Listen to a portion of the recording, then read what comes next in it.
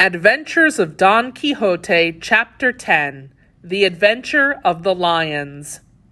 Victory had a sweet taste. That taste was still with Don Quixote when they met a gentleman wearing a green overcoat. They decided to travel together since they were going in the same direction. The knight and the gentleman began a lively conversation.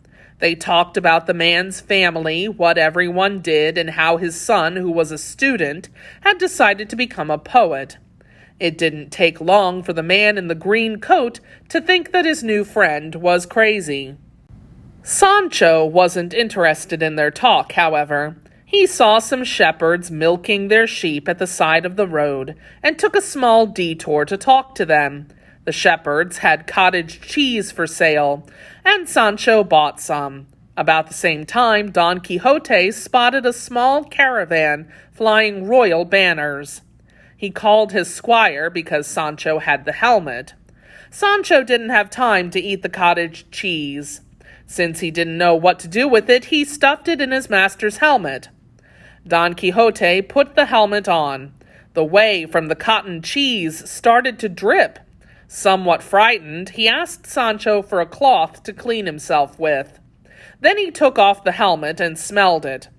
"You traitor and bad friend! This is one of your dirty tricks!" he yelled at Sancho.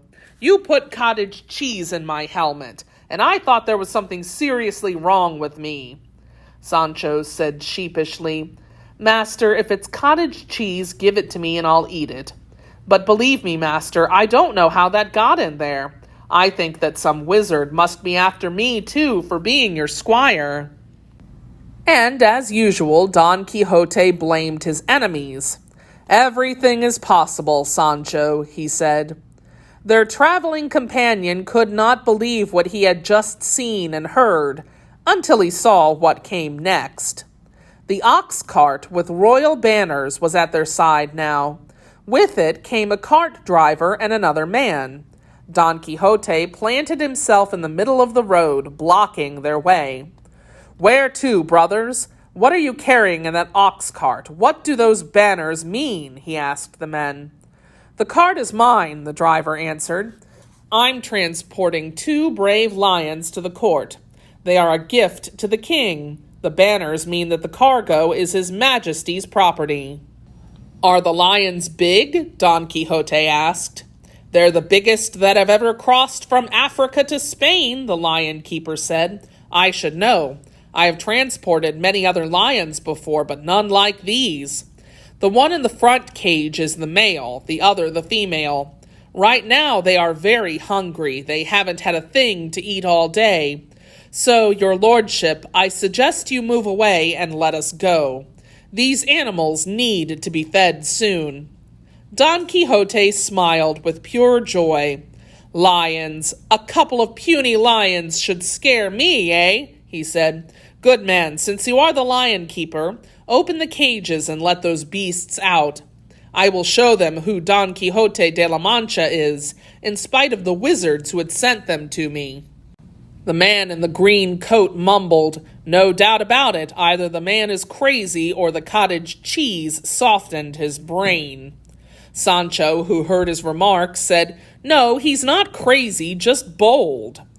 Everybody wanted to convince Don Quixote that it was foolhardy to face the lions. Actually, it was suicide, they said. But all talk failed, and those present scattered as fast and as far away as they could before the cage was opened. Sancho cried deep, heartfelt tears.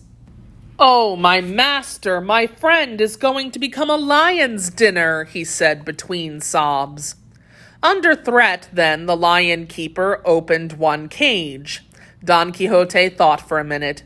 Should he face the lion on horseback or on foot? On foot, he decided.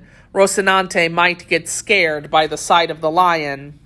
The lion turned around in his cage, then stretched. He opened his mouth and yawned, then showed a huge tongue and cleaned his face with it.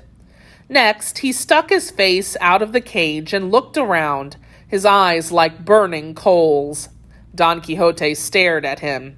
He wished with all his heart that the beast would jump on him so he could strangle it with his bare hands. The lion, on the other hand, wasn't interested. He turned around, showed his back to the knight, and sat down again in his cage. Don Quixote was furious. He wanted the lion keeper to make the lion mad. The lion keeper said he would not. "No, your lordship. The lion had the cage open and didn't feel like coming out. You have proved beyond all doubt that you are a brave and courageous man. The lion didn't want to fight. The shame is on him." Don Quixote was satisfied with this reasoning and called all the others. They were dumbfounded at seeing him in one piece without even a scratch. The lion keeper filled them in on the details of what they had missed, actions and words. "As soon as I arrive at the court, I will personally tell His Majesty of Don Quixote's courage," he said. Sancho, on Don Quixote's orders, gave the driver and the lion keeper a little money to make up for the delay. The men went happily on their way, relieved that nothing had happened when they had expected the worst. From now on, Don Quixote announced, "I shall proudly bear the title Knight of the Lions next to my own name."